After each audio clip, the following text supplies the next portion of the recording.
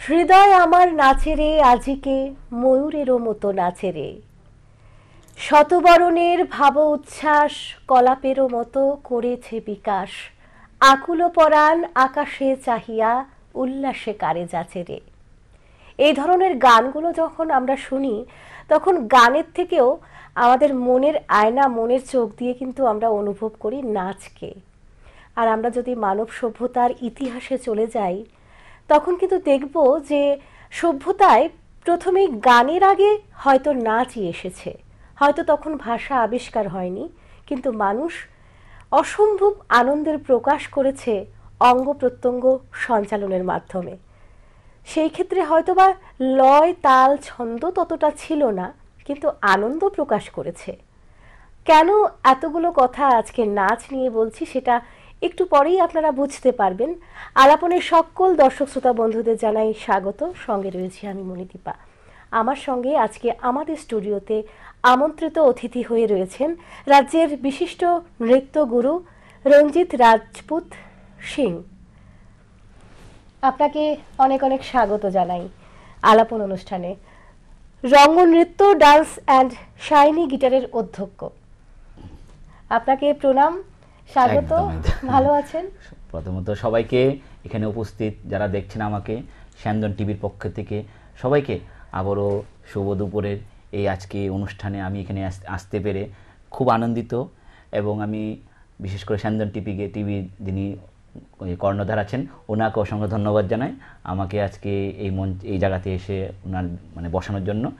আর আমার আজকে যারা যারা এই লাইনে আছেন, যারা দেখছেন, সবাইকে আমার সকলের প্রতি বড়দেরকে প্রণাম এবং ছোট ভাই সবার প্রতি আমার রইল ভালোবাসা। ভালো আছেন? একদম ভালো আছি। আমরা ভীষণভাবে ভালো আছি। যে আমাদের কি বলবো, নাচ ভালো লাগে না বোধহয় এরকম কেউ নেই। তো সেই ক্ষেত্রে আপনাকে আমরা যে নাচ করতে পারে না তারও বোধহয় একটু দেখতে বোধহয় ভালো লাগে। একদম একদম। একটা প্রোগ্রাম হচ্ছে, গান হচ্ছে, বলুন যাই হোক না কেন, নাচ যখন হচ্ছে কিন্তু দর্শকদের ভিড় উপচে পড়ছে। একদম নাচের ক্ষেত্রে এরকমটাই হয়। তো আমরা প্রথমেই চলে যাব আপনার শৈশবে। নাচের প্রতি ভালোবাসা কবে থেকে? একদম, যখন আমি নাচ সম্বন্ধে আমি কি বলবো, আমি যখন ছোটোবেলায় ছিলাম তখন যখন ধরে নিন আপনি ক্লাস 1 বা 2-তে, তখন ক্লাস 1-2-তে আমাদের কি তখন এখনকার আমাদের ভারত সরকার, আমাদের ত্রিপুরা রাজ্য সরকার, আমাদের এতগুলা মঞ্চ, এতগুলা স্টেজ, এতগুলা হল, কিন্তু আমাদের সেই শৈশবকালে ছোটোকালে সেরকম ছিল না বলতে কি, আমাদের তখন আমাদের পাড়ায় বা লোকাল এরিয়াতের মধ্যে ছোটো ছোটো আমাদের পুজো হতো। সরস্বতী পুজো মনে করুন বা নর্মালি কালী পুজো মনে করুন, আমাদের তখন স্টেজ ছিল না। এই পুরো আগরতলা শহরের মধ্যে তখন শুধু একটা মাত্রই ছিল রবীন্দ্র ভবন, আমাদের যেটা পুরনো যেটা আম গাছের নিচে যেটা ছিল বড়, এই অম্রপল্লীর, যেটা আমরা সবাই জানি। তো সে আমরা আগরতলা এসে তো আর প্রোগ্রাম করার সময় ছিল না, সুযোগও ছিল না, তখন ছোটো ছিল। তখন পাড়াতে ছোটো ছোটো অনুষ্ঠান, সরস্বতী পূজা হয়। তখন আমার বড় বোন, আমরা ভাই বোন 5 জন, আমরা 3 ভাই 2 বোন। অবশ্য বড় ভাই আমাদের মাঝে নেই এখন, তাহলে সেই জায়গার কথা আমরা যাবো না। তো আমার বড় বোন বললো ঠিক আছে, পাড়াতে একটা অনুষ্ঠান হচ্ছে। তখন মেবি আমি ক্লাস 1 বা 2-তে পড়ি। তখন বললো ঠিক আছে পার্টিসিপেট করেন, তুই তো ঘরে তো নাচছিস টিভি দেখে দেখে। তখন আমাদের সময় ছিল ওই বক্স মেশিন ছিল, ক্যাসেট ঘুরিয়ে ঘুরিয়ে, হ্যাঁ, তখন ক্যাসেট দিয়ে দিয়ে ওই কুমার শানু, লতা মঙ্গেশকরের অনেক গানগুলা, তো সেগুলো বললো ঠিক আছে একটা। তাই আমি বললাম না না, আমি তখন ওই ঘরে ডান্স করছি, বাইরে গিয়ে স্টেজ ওই একটা মঞ্চ করা হয়নি। তো হঠাৎ করে যখন মেবি ক্লাস 1-এ পড়ি, তখন আমি ওনাকে বললো জোর করে, তো আমার বোনে বললো তুই যদি আজকে যদি এখানে ডান্স না করিস তাহলে কিন্তু আর ঘরে ডান্স করতে পারবি না। তা বললো, আমি বললাম যে ঠিক আছে, ঠিক আছে। গিয়ে আমি তো ডান্স করলাম, আমি তো বলতে পারি না ছোটো, তো সবাই খুব তালি মেরেছে, সবাই খুব উৎসাহিত হয়েছে, বাহ ও কি রঞ্জিত, তুই কি সুন্দর ডান্স করছিস, কি ভালো লাগছে, হ্যাঁ সবাই বললো। বলার পরে আমাকে ফার্স্ট প্রাইজ দিয়েছে। তো ওই সময়ের কথা, আজকে অনেক বছর আগের কথা, যখন আমি ক্লাস 1 বা 2-তে পড়ি, তখন একটা উৎসাহ জেগে গেছে মনের মধ্যে, আমি ফার্স্ট প্রাইজ পেয়েছি। তখন তো আর সেই ট্রফি ছিল না, যাই হোক সেটা মনে নেই, আমাদের মনে কিছু ডিশ বা সেরকম ছিল, দিয়েছে। দেওয়ার পরে আমি তো খুব উৎসাহিত। তো যখনই পাড়াতে অনুষ্ঠান হয় তখন ছোট ছোট ছোট ছোট প্রোগ্রামে আমরা ডান্স আমি পার্টিসিপেট করি। আচ্ছা। তখন আমাদের ছোট ছোট আমরা নির্দিষ্ট পাড়ার কিছু ফ্রেন্ডরা থাকে না, আমাদের সমবয়সী ফ্রেন্ডদেরকে নিয়ে এটা নিজস্ব একটা গ্রুপ করলে প্রোগ্রাম করতে করতে করতে তো সেরকম আস্তে আস্তে যখন 1-2 বছরের মতো চলেছে, তো আমাকে একটা আমাদের পাড়ার একজন দাদা বলল যে তুই তো ভালো ডান্স করিস, তুই না হলে তো কোনোখানে গিয়ে নাচ শিখে নে। আচ্ছা। তো আমাদের এখান থেকে নাচে যাওয়ার কোনো টিচারও নেই। যদি টিচার হয় তাহলে আগরতলা এসে আমার টিচারের কাজ নিতে হবে। আমরা বাড়ি আমাদের থেকে আগরতলা অনেক ডিস্টেন্স, সম্ভবই না। আর এই কোত্থেকে কী নেব। শৈশবকালটা মোটামুটি আমার এভাবে কেটে গেছে, সম্ভব না। বা ছোটো বাচ্চা 5-6 পড়ে কে নিয়ে যাবে, আমাদের ভাই বোন অনেক বেশি। সে এখনকার মতো তো আর এখনকার তো একজন হয় বা দুজন হয়, আর কারো তো সেরকম সময় নেই যে ছেলেকে নাচের ক্লাসে নিয়ে যাব, সময় নেই। তো সেরকমভাবে চলতে গেল। তো মোটামুটি চলার পরে যখন আমি একটু মানে মন ধরুন 7 বা 8-এ পড়ি, তখন যখন একটু আমাদের পাড়াতে আরও কয়েকজন ছিল, তো ওনারা মিলে আমরা তখন উনি এখন আমাদের গুরু, শ্রদ্ধেয় গুরু, উনি এখন নেই। তো ওনার কাছে আমি মানে তালিম নেওয়া শুরু করেছি প্রথমে। তো ক্লাসিক্যাল তখন ঢুকলাম, ক্লাসিক্যালে আমরা জয়েন করলাম কত্থকে নেওয়ার সঙ্গে সঙ্গে কত্থক আর রবীন্দ্র। আমার কিন্তু ইন্টারেস্টটা ছিল একটু অন্যরকম, একটু ভিন্ন স্বাদের, বুঝতে পারছেন। যে শুধু কত্থক নিয়ে পড়ে থাকবো, শুধু রবীন্দ্র নিয়ে পড়ে থাকবো, আমার একটু ফোক ভালো লাগে, ট্রাইবাল কালচার ভালো লাগে, বিহু ভালো লাগে, বাংলা লোকনৃত্য ভালো লাগে। তো ভাবলাম আমরা কী করা যায়, এখানে তো তালিম তো নিচ্ছে, কিন্তু আমার কিন্তু ইন্টারেস্টটা টোটালি ওই দিকে রয়ে গেছে। হ্যাঁ, যে এটা তো যাচ্ছি যাবো, তখন তো কত্থকের তো আপনারা জানেন বেসিক অনেকক্ষণ সময় লাগে। হ্যাঁ, তা আমার গিয়ে আর ক্লাসে আর ভালো লাগছে না। তা আমি না, তারপরে কি আমি না ঠিক আছে যাচ্ছি তো নিচ্ছি, সমস্যা কিছু নেই, বলে সার্টিফিকেট পাবি, গেলাম, পরীক্ষাও দিয়েছি, 2-3 বার দিয়েছি। মেবি 3rd ইয়ার 4th ইয়ার আমি পরীক্ষা দিয়েছিলাম ক্লাসিক্যাল রবীন্দ্র নৃত্য, কাত্থকে দেওয়ার পরে সম্ভব হয়নি। তারপর আর তখন ভালো লাগছে না, আমার টান তখন আমি অন্যদিকে চলে গেছে। তখন আমাদের ট্রাইবাল ওয়েলফেয়ার সোসাইটি, তো এখানের মধ্যে ফোক উইথ ক্লাসিক্যাল মানে দুটোই হয়, ক্লাসিক্যাল উইথ।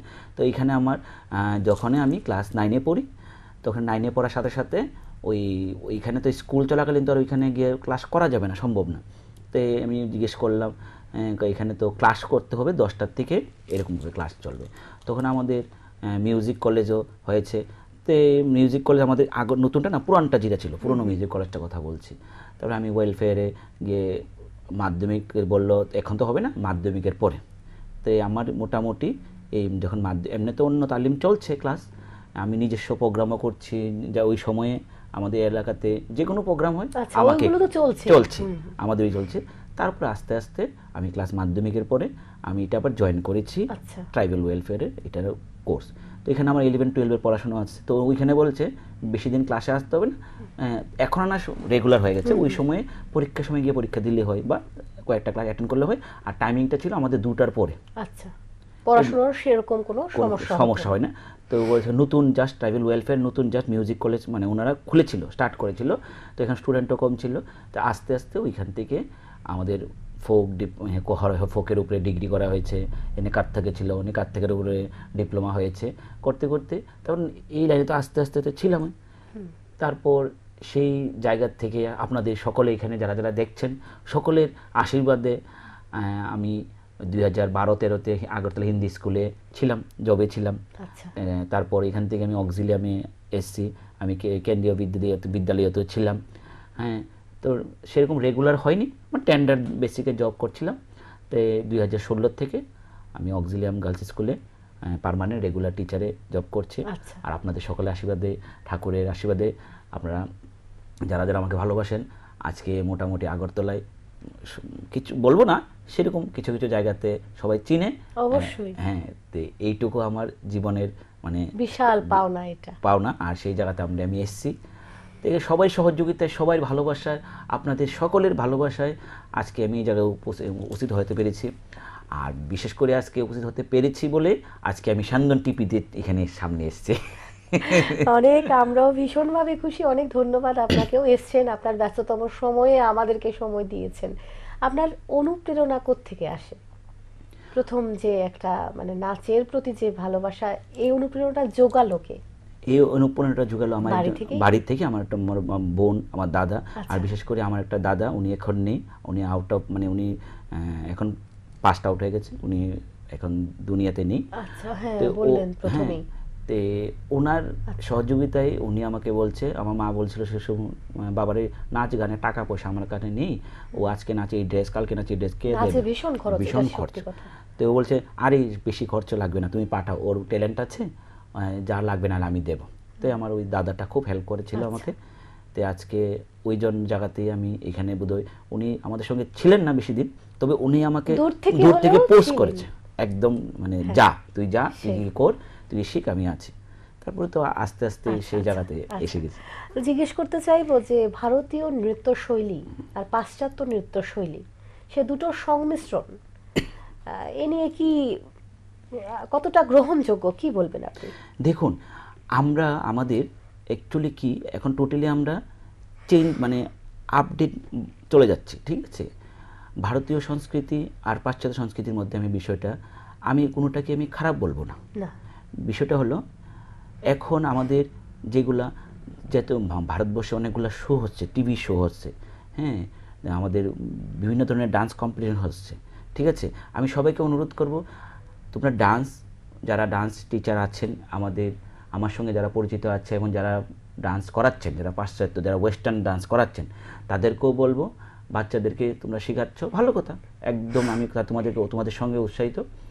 বাচ্চাদেরকে আমাদের কি হয়, ভারতীয় সংস্কৃতির শিক্ষাটা কি হয়, বাচ্চাদের একটা শিক্ষণীয় ব্যাপারটা আসে, গুরুদেরকে সম্মান করা, গুরুদের প্রতি রেসপেক্ট জানানো, বুঝতে পারছেন, হ্যাঁ। আর সেরকম একটা ব্যাপারটা আসে, দেন গুরুদের কীভাবে ভক্তি করতে হয়, গুরুদেরকে, তো সেই অটোমেটিকলি আমাদের ওই শিক্ষাটা চলে আসে। আর পাশ্চাত্য ব্যাপারটা মানে কি হয়, ফ্রিলি হয়ে যায়, স্টুডেন্টের টিচারের ফ্রি হয়ে যায়। ফ্রি হওয়াটা খুব ভালো, আমিও বলছি। তবে আমি স্টুডেন্ট যারা শেখাচ্ছেন, যারা করছেন, আমিও মাঝে মধ্যে একটু ওয়েস্টার্নের দিকে চলে যাই, এখন যুগটা এরকম, কিছু করার নেই। তবে অ্যাজ এ টিচার হিসাবে আমি আর আমার সঙ্গে যারা যারা আছেন তাদেরকেও আমি বলবো, দেন শেখানোর সঙ্গে সঙ্গে বাচ্চাদেরকে একটু তালিম দেবে যে গুরুদেরকে, বড়দেরকে রেসপেক্ট করাটা। শুধু নাচ গান বাজনাটা করলে তো হয় না, শিক্ষাটা, যেটা একটা টিচার গিয়ে যে স্টুডেন্ট যদি বেরিয়ে যেতে বলতে পারে ও আমার গুরু ছিল, ও আমার টিচার ছিল, ব্যাপারটা হলো এরকম। আর আমার থেকে আরও অনেক জ্ঞানী গুণী ব্যক্তিরা আছেন, ভালো ভালো ডান্সার, আমার ত্রিপুরা রাজ্যের মধ্যে অনেক বড় বিশাল বিশাল ধরনের বড় বড় ডান্সাররা আছেন। আমি তো সেরকম জায়গাতে যেতে পারিনি এখনো। সেটা আপনার বিনয় না, না, না, একদম না। আমার থেকে ভালো ভালো আরও অনেক গুণী ব্যক্তিরা আছেন। আমি ওদের সবাইকে আমি শ্রদ্ধা করি। ওনার প্রতি আমার রইল আবারও আন্তরিক প্রীতি, ভালোবাসা এবং মন ভরা ভক্তি। আপনারা সবাই আজকে দেখি ভালো লাগে শাস্ত্রীয় নৃত্য এবং পাশ্চাত্য নৃত্যের মধ্যে, সেটাই তফাৎ। একটু বাচ্চারা মেলবন্ধন একটা এখন তৈরি করার চেষ্টা করছে, সকলে চেষ্টা করছে। তো আমি মনে করি এটাই রাখার দরকার, পাশ্চাত্য হোক, সাংস্কৃতিক হোক, ভারতীয় সংস্কৃতি হোক, যাতে আমাদের শিক্ষার পরে আমাদের যাতে গুরুকে সম্মান দেওয়া, আমাদের বড়দের প্রতি শ্রদ্ধা জানা এবং মা বাবাদের প্রতি, সকলের প্রতি সকলে মানে আমাদের রেসপেক্ট করা। আমাদের শুধু শিক্ষণীয় যে আমি যাব নাচের কাছে, নাচ শিখবো, চলে আসবো, আর সামনে দিয়ে একজন লোক চলে গেছে, ওনাকে দেখে হ্যাঁ কিছু বলবো না, সেটা আমি মনে করি না। প্রথমেই সবাইকে এটাই বলবো, যাতে রেসপেক্ট করা, সবাই একটু মানে আমাদের গুরুদের, বড়দের, ছোট ভাইদের, কাউকে ছোট আপন ভাই কেমন আছো, ছোট ভাইকে বড় ভাই দাদা নমস্কার, ভালো আছেন, সেরকম একটা শিক্ষণীয় ব্যাপার টিচারদের। আর নাচের ব্যাপারে বেশি যাব না, অনেকেই আছেন, অনেকেই সুন্দর দেখবেন। তো আপনি পেশাগতভাবে কেন বেছে নিলেন? পেশাগতভাবে ভালোবাসা থেকে, একদম ভালোবাসা। আমি নাচকে আমি গানও শিখেছিলাম। আচ্ছা আচ্ছা, 2-3 বছর আমি গানের তালিম নিয়েছি। তো এই ভাবলাম আমার তো বয়সটা, ভোকালটা তো সুন্দর না, তো নাচের প্রতি ইন্টারেস্ট একটু বেশি, সেই নাচটি আমি ধরে নিলাম।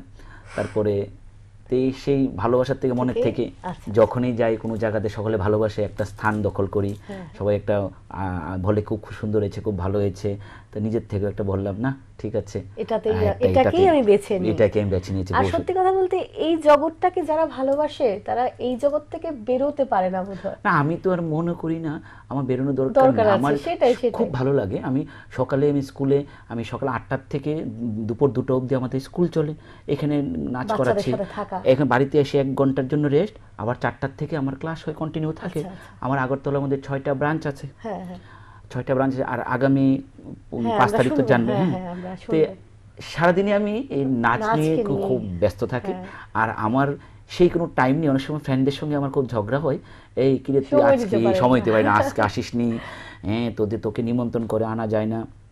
তারপর তো নিমন্ত্রণ থাকে, আবার ওই জায়গাতে একটা প্রোগ্রামে গেস্ট হিসাবে নিমন্ত্রণ আসে, আমাদের নিজের অনুষ্ঠান থাকে, গভর্নমেন্ট আমাদেরকে খুব, ত্রিপুরা সরকার আমাদেরকে খুব সাহায্য করছেন।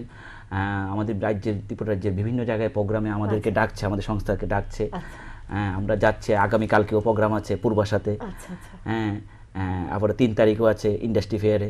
তো মানে আমরা ত্রিপুরা সরকার এবং আমরা ভারত সরকারও আমাদের ন্যাশনাল লেভেলের অনেকগুলো আমরা প্রোগ্রাম করেছি, আমাদের টিম নিয়ে বাইরে গিয়েছি। অবশ্যই আপনারা যারা ফেসবুকে গেলে আমাদের সোশ্যাল মিডিয়াতে আমার আপলোড করা আছে ফটো, পিকচার, ভিডিও। হ্যাঁ, অনেক জায়গায় করেছি। আমি বিগত 2012 থেকে করোনা অবধি, 2020 অবধি, আমি 2012 থেকে প্রত্যেক বছর আমি বাইরে গিয়েছি 2বার করে টিম নিয়ে, একদম ভারত থেকে একদম 20। আমরাও ভীষণভাবে গর্বিত যে ত্রিপুরা থেকেও এরকম অনেকে আছে যারা আমাদের নাম উজ্জ্বল করে, ত্রিপুরার নাম উজ্জ্বল করে। তো জিজ্ঞেস করতে চাইবো যে এখনকার সময়ে অনেক অভিভাবকরা কি করছে, 7-8 পর্যন্ত করাচ্ছে, নাচ বলুন, গান বলুন, তারপর কি করছে, পড়াশোনা, গতানুগতিক যে শিক্ষা ওই দিকটাতে এতটা চাপ দিচ্ছে যে বাচ্চারা মানে স্বভাবতই এটাকে বাদ দিতে বাধ্য হচ্ছে। তো কেরিয়ার হিসেবে বেছে নিচ্ছে অনেকেই, আবার অনেকে নিচ্ছে না, পিছিয়ে যাচ্ছে অভিভাবকদের জন্যই হোক বা নিজে, সেই ব্যাপারটা কি বলবেন? না, সেই ব্যাপারটা একদম ঠিক। আমাদের কতটা আকৃষ্ট আমরা আমাদের যারা প্যারেন্টসরা আছেন, আমি একজন নিজেও টিচার, যেহেতু আমি জবে আছি, আমি বলছি আমরা কি করি, আমাদের ছেলে মেয়েদেরকে প্রথমে আমরা বলি আগে ভালো করে পড়াশোনা করতে হবে, তারপর পাশাপাশি নাচে দেব, গানে দেব, তবলায় দেব, ড্রয়িংয়ে দেব, সবটাই দেব। কি হয় অনেক ক্ষেত্রে, বিশেষ করে মাদের প্যারেন্টসদেরকে আমি একদম দোষ দেবো না, কি হয় বাচ্চারা অনেক সময় নাচে টাচে গানে টানে একটু ব্যস্ত হয়ে যায়, মার্কটা একটু কম নিয়ে আসে। এখন তো কম্পিটিশনের জগৎ। আমাদের আগের সময় ছিল 60%, 50% পাস, বিশাল ব্যাপার। বাবারে 50% পেয়েছে মানে বিশাল ব্যাপার। এখন তো 95, 98, 99.2, তাও কেন 2 নাম্বার কম। বিষয়টা হলো ওই জায়গাতে তুই প্রেশারে পড়ার চাপে অনেক সময় বাচ্চাদের শখে যায়, অনেক বাচ্চারা গিয়ে এসে দেখে আর ওর মা দেখছে ও নাচের প্রতি ক্লাসে নিয়ে যাচ্ছি কিন্তু ও অ্যাক্টিভ না, করছে না বা ভালো লাগে ওর। একটু আমি যখন যাবো আমার মেয়েকে নিয়ে বা আমার ছেলেকে নিয়ে, দেখছি ও অ্যাক্টিভ না, বসে থাকে, পিছনে দাঁড়িয়ে থাকে, হ্যাঁ, স্টেপগুলো ক্লিয়ার না। তো আমারও একটা এরকম মনে আসে। আবার দেখলাম প্যারেন্টস হিসাবে, আমি গার্জেন হিসাবে বলছি, দেখলাম বাচ্চা একটা গিয়েছে, যাওয়ার পরে দেখছি ও প্রোগ্রাম করছে, ঠিক আছে, ওর মার্কসটা একটু কমে গেছে। তো কী হয়, এখন তো কম্পিটিশনের মার্কেট, তো ওই বাচ্চাদের ওই মার্কটার উপরে ডিপেন্ড করে। তাহলে কি হয়, পড়াশোনার একটু যাতে ক্ষতি না হয়। তো বলে নাচ গান তো এটা কিছু সময়ের জন্য, এটা দিয়ে তো আর সংসার, এটা দিয়ে তো আর ভবিষ্যৎ না, ফিউচার না, ভেবে ওনার যে ছোটোবেলায় দিচ্ছি, ঠিক আছে, ছোটো একটু বড় হয়ে গেছে, এখন আর দরকার নেই। এভাবেও অনেকটা 80% এভাবে নিয়ে আসে।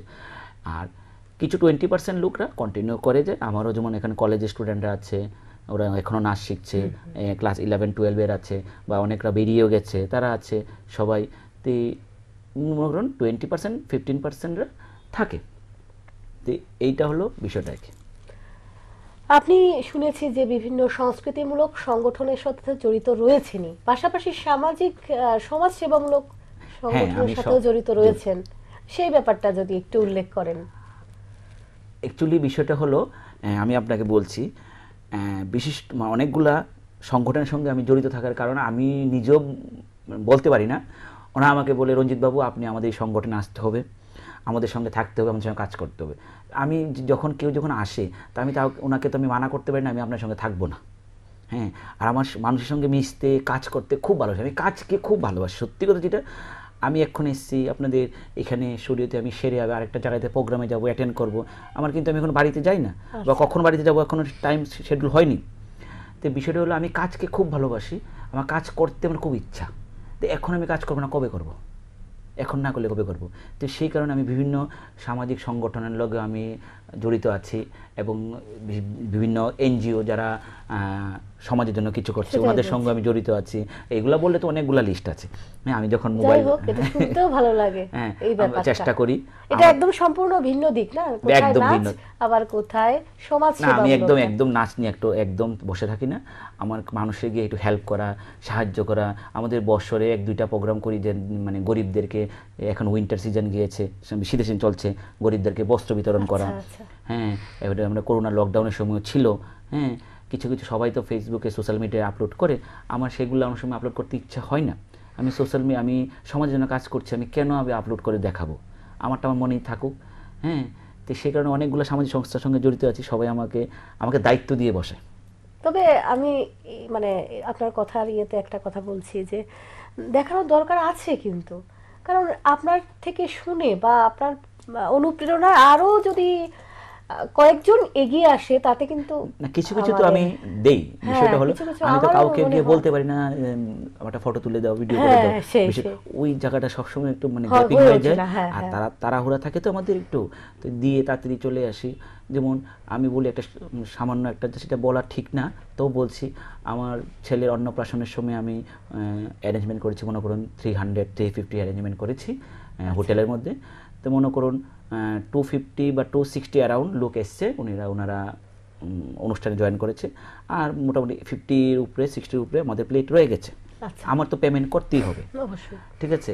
তারপরে আমি কি করলাম, আমার সঙ্গে আমার যারা ভাইরা ছিল ওদেরকে বললাম, ঠিক আছে একটা কাজ কর, অনেকগুলো প্লেট বেঁচে যাবে, 50-60টা প্লেট বেঁচে যাবে, তাহলে এইটাকে কাজ কর, আমাদের রাস্তায় যারা বসে থাকবে গরিবরা, ওদেরকে আমরা দিয়ে দেবো প্যাকিং করে। তারপর আমি বললাম হোটেল ম্যানেজারকে বললাম, আমাদের তো এরকম হয়েছে, আর এতগুলো, হ্যাঁ কী করবেন? কিছু করেন, আপনার ফয়েল পেপার প্যাকেটের মধ্যে আপনারা সবগুলো 60 প্যাকেট আপনারা প্যাক করে নিন। প্যাক করে 60, মেবি 60 or 65 প্যাক করে দিয়েছেন। দিয়ে আমরা রাত্রেবেলা একদম অনুষ্ঠানের পর 11:30-12টা, হ্যাঁ একদম তখনই আমাদের এই আইজিএম বলুন, এখানে উত্তর গেট দিয়ে আইজিএম দিয়ে যেগুলো যা দিদারকে পেয়েছি, হ্যাঁ সবাইকে আমরা ওই জিনিসটা আমরা দিয়ে দিয়েছি। এভাবেই এগিয়ে আসুক যুব সমাজ, তাহলেই তো আমাদের আজকের অনুষ্ঠানেরও সার্থকতা। একদম তাই তো নাচের পাশাপাশি আপনার এই মহান গুণটাকেও আমরা তুলে ধরলাম। জানতে চাইবো আপনার যে তরঙ্গ উৎসব, তৃতীয় তরঙ্গ উৎসব, সেই উৎসব সম্পর্কে যদি একটু বিস্তারিত। প্রথমত সবাইকে সান্দন টিভির মাধ্যমে আর যারা দেখছেন সবাইকে, অ্যাকচুয়ালি আমার বলবো না, আমাদের বলি, কেন কিন্তু আমি কোনো সময় আমার বলে কোনো কিছু বলি না, আমাদের বলি, সকলের। এটা অনুষ্ঠানটা সকলের। আগামী সোমবার মানে 5ই ফেব্রুয়ারি আগরতলা রবীন্দ্র শতবার্ষিকী ভবন 2 নম্বর প্রেক্ষাগৃহে আমাদের একাডেমি, রঙ্গনৃত্য ডান্স একাডেমির 13তম অ্যানুয়াল ডে বার্ষিক অনুষ্ঠান, যেটা আমরাকে নাম দিয়েছি তারাং ফেস্টিভ্যাল। এটা 3rd তারাং ফেস্টিভ্যাল আমরা উদযাপন করব রবীন্দ্র শতবার্ষিকী ভবনে। সকলের আশীর্বাদ এবং সকলের ভালোবাসা এবং সকলের উপস্থিতিতে আমাদের অনুষ্ঠান হয়ে উঠুক আনন্দময়ী। আপনাদের সকলের ভালোবাসা, আপনারা আসবেন। আমি সান্দন টিভির মাধ্যমে আপনাদের সবাইকে অনুরোধ করছি, আপনারা আসবেন এবং অনুষ্ঠান উপভোগ করবেন। ভীষণ ভালো লাগে। এবং বিভিন্ন আমাদের রাজ্যের বিভিন্ন অতিথিরাও আসবেন। এবং আমি তার মাধ্যমে আমি বলছি, যেটা বললাম, আমি ওই অনুষ্ঠানে আমাদের অরবিন্দ আশ্রম সোসাইটি যারা অনাথ শিশুরা আছেন ওনাদেরকে দিয়ে আমরা একটা পারফরমেন্স করাবো। ঠিক আছে, 1 নম্বর কথা। কারণ আমাদের তো জন্য আমাদের বাচ্চা সবসময় স্টেজ থাকে, ওনাদের জন্য আমি যে মনে করি আমাদের স্টেজটা এটা ওনাদের কিছুক্ষণের জন্য দিয়ে দিই। হ্যাঁ, তারপরে আমি আমাদের রাজ্যের যারা সবার নাম তো আমার মুখস্থ নেই, বা আমার গতবারও দিয়েছি, তো এইবারও আমরা কিছু বিশাল একটা মোটামুটি আমাদের একটা লিস্ট আছে যারা সমাজের জন্য কাজ করছেন, মানে বিভিন্ন সামাজিক অ্যাক্টিভিটি, সোশ্যাল অ্যাক্টিভিটি যারা কাজ করছেন, সামাজিক কাজের সঙ্গে জড়িত, তাদেরকেও আমরা সম্মাননা দেব আমাদের অনুষ্ঠানে। ভীষণ ভালো উদ্যোগ। কিন্তু আপনাদের সকলের উপস্থিতি, সকলের ভালোবাসা চাই, সকলে আসবেন। বিশেষ করে ভালো লাগলো বাচ্চাদের দিয়ে, যেই অনাথ আশ্রমের বাচ্চাদের দিয়ে একটা নাচ করাচ্ছেন, গ্রুপ ডান্স। একদম গতবার ছিল আমাদের নরসিংগড়ে ওই আশ্রমটা অনাথ আশ্রম, ওনাদেরকে আমরা একদম ওনাদেরকেও স্টেজ দিয়েছি, ওনাদেরকে আসা নেওয়া যাওয়া আমরা পুরো ভরণ পোষণ আমরা সব। শিখিয়েছেন কি আপনারা? না, ওনাদেরকে আমরা শিখাইনি, কারণ আমার তো সেই রকম সময় নেই। তো ওনাদের সঙ্গে কথা হয়েছিল, তো ওনারা বলছে ওনাদের টিচার আছে, তো আমাদের রেডি আছে, পারফরমেন্সটা আমরা মানে ওনাদের সব আসা নেওয়া যাওয়া, ওনাদের রিফ্রেশমেন্ট খাওয়া দাওয়া যা সব আমরা কষ্ট আমরা দিয়ে দিয়েছি। আমার শেষ প্রশ্ন থাকবে আপনার জন্য, নতুন প্রজন্মের জন্য আপনার কি বার্তা থাকবে? নতুন প্রজন্মের জন্য আমি এজ এ ডান্স টিচার হিসেবে কিছু বলবো না, আমি ডান্সের লাইনে একটু ছেড়ে যাচ্ছি। আমি নতুন প্রজন্মের জন্য যারা যারা এখন নাচ শিখছেন, ওয়েস্টার্ন করছেন, ক্লাসিক্যাল করছেন, যা যে যেটাই করছেন সবাই পছন্দের মতন করছেন, আমি জানি সবাই ভালোবাসাই তো সেটা করছেন। তবে নতুন প্রজন্মের জন্য আমি একটাই অনুরোধ করব, সবাইকে একটাই বার্তা দেব, তোমরা যারা আছো সকলেই এই শিক্ষার সঙ্গে সঙ্গে নাচ শিখো, গান শিখো, তবলা যে যেটাই শিখো, শিক্ষার সঙ্গে সঙ্গে তোমরা বড়দের সঙ্গে বড়দেরকে এবং ছোটদেরকেও রেসপেক্ট দেবে, সম্মান দেবে। এবং কিছু না কিছু যদি তোমাদের বলবো না, তুমি গিয়ে সব জায়গায় গিয়ে তোমার দ্বারা যদি একটা ব্যক্তির উপকার হয়, উপকৃত হয়, যদি জীবনের লাইফের মধ্যে যদি একটা ব্যক্তিকে তুমি হেল্প করতে পারো, সেটা বলবে মানে তোমার একটা পূর্ণ কাজ করেছো একদম। হ্যাঁ, তো সবাইকে আমি সেটাই বলবো, যাই করব প্রজন্ম, নতুন প্রজন্ম এখন তো নতুন প্রজন্ম অন্যদিকে যাচ্ছে, আমরা জানি, দেখছি, আপনারাও দেখছেন, বিশেষ করে সোশ্যাল মাধ্যম, একদম একদম। তো নতুন প্রজন্মদের বলবো একটু মানে বড়দেরকে রেসপেক্ট করো, সম্মান দেওয়া, হ্যাঁ, মা বাবাদের প্রতি একটু শ্রদ্ধা ভক্তি দেওয়া, ছোটদের প্রতি ভালোবাসা দেওয়া। আমার ছোট হয়েছে, ওর সঙ্গে এরকম ব্যবহার করবো সেটা না করে একটু একটু কুলো করে নিজের মনে কেড়ে কাছে এনে আনা, তারপরে সেটা মানে বিভিন্ন এই বার্তাটি দেবো। আর অনেক সময় প্যারেন্টসদের তো সময় থাকে না, আমি টিচাররা যারা শেখাচ্ছেন অবশ্যই ছেলেদের মেয়েদেরকে, আপনাদের স্টুডেন্ট ছাত্রছাত্রীদেরকে একটু শেখাবেন, আর কিছু কাজ করার জন্য, সমাজের জন্য কিছু কাজ করার জন্য একটু উৎসাহিত করবেন, তাদেরকে একটু পুশ করবেন যাতে কিছুটা করতে পারে। অটোমেটিকলি দেখুন আমরা কি বলি, গাছ একদিনে কিন্তু বড় হয়ে যায় না, হ্যাঁ, গাছটাকে কি হয় আস্তে আস্তে জল দিতে হয়। তাহলে কি হয়, আজকে আমি এই জায়গাতে এসে বসছি, মানে ডাইরেক্ট কিন্তু এসে বসিনি, আজকে আমার ওই যে পাঁচটে যে ছিল সেই জায়গাতে আমরা এসেছি, বিভিন্ন সময় বিভিন্ন জায়গাতে আমরা গিয়ে বসি। তো ব্যাপারটা হলো মানে আমি সবাইকে বলবো, প্রজন্ম নতুন তোমরা কিছু করো, কিছু করতে করতে করতে ভবিষ্যতে একটা বিশাল হবে, আর সেইটা ফলটা তোমরা নিজেই পাবে। কিছু করো সমাজের জন্য, মানুষের জন্য, নিজের জন্য তো করছো ঠিক আছে, মানে সমাজের জন্য করো, একটা পাশের একটা লোকের জন্য করো, পাশের বাড়ির একটা রাস্তায় দেখছো একজন লোক, তোমাকে বলবো না তুমি ওনাকে গিয়ে 1,00,000-2,00,000 টাকা দিয়ে দাও, তোমার হাতে টিফিন খরচা থেকে 10 টাকাও যদি দাও তাহলে একটা উপকার হয়। আমি এটাই নতুন প্রজন্মদেরকে বলবো, যে নিজের পড়াশোনার সাথে সাথে অন্যদের জন্য একটু কিছু একটা করার উদ্যোগ মনের মধ্যে না করতে করতে দেখবে নিজের থেকে মনের মধ্যে অটোমেটিক ফিলিং চলে আসবে কিছু করার, তখন ভবিষ্যতে বেশি বেশি একটা বড় করব সেরকম চিন্তা ভাবনা থাকে। একদম, আমাদের যার যার সাধ্য অনুযায়ী সবসময় আমি কথাটা বলি শেষে, কারণ আমাদের এখানে যারা বসেন সবাই অত্যন্ত গুণী ব্যক্তিত্ব, তো আমি সবসময় বলি আমাদের যার যার মতন করে আমরা একটুখানি সমাজের জন্য করলেই অনেকটা করা হবে, একটু একটু ভালো কাজ দিয়েই তো অনেকটা ভালো কাজ হয়ে যাবে। সবাই ভালো থাকুন, সুস্থ থাকুন এবং আপনিও ভালো থাকবেন। একদম একদম। আজকের মতো ইতি টানছি, বিদায় নিচ্ছি, নমস্কার। নমস্কার।